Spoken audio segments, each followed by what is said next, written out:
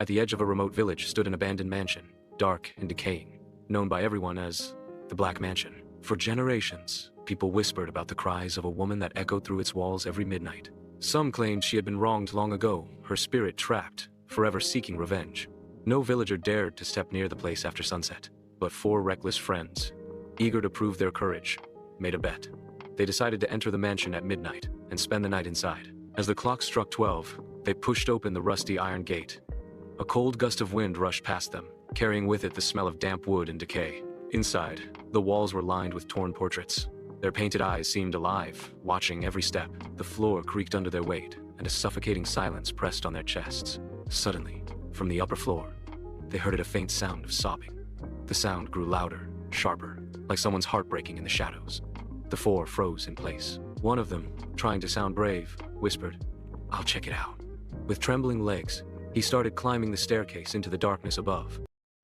The friend climbed slowly, each step echoing in the still air. The others stood below, holding their breath, listening to his footsteps fade.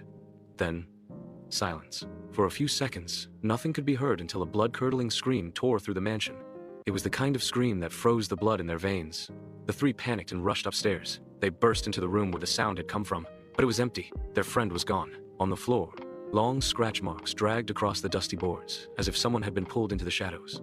A dark smear of blood trailed into the corner, then vanished into the wall itself.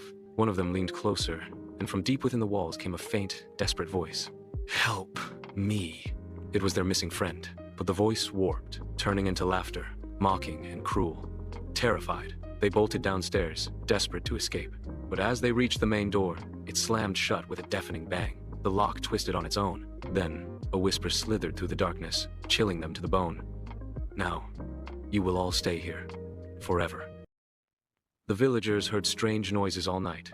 Crashes, screams, and laughter carried out from the Black Mansion, making even the bravest shiver. When morning came, a group of villagers cautiously entered. What they saw made their skin crawl. The mansion was empty. There was no sign of the four friends, not a single trace of their belongings. But the floorboards were smeared with blood, and the walls bore deep scratches, as if clawed by desperate hands. Then they saw it written across the main wall in thick, dark blood was a chilling message. "We will return." Panic spread through the village. Some believed the friends were consumed by the restless spirit of the mansion. Others whispered that they had become part of it, cursed souls, trapped forever in the darkness.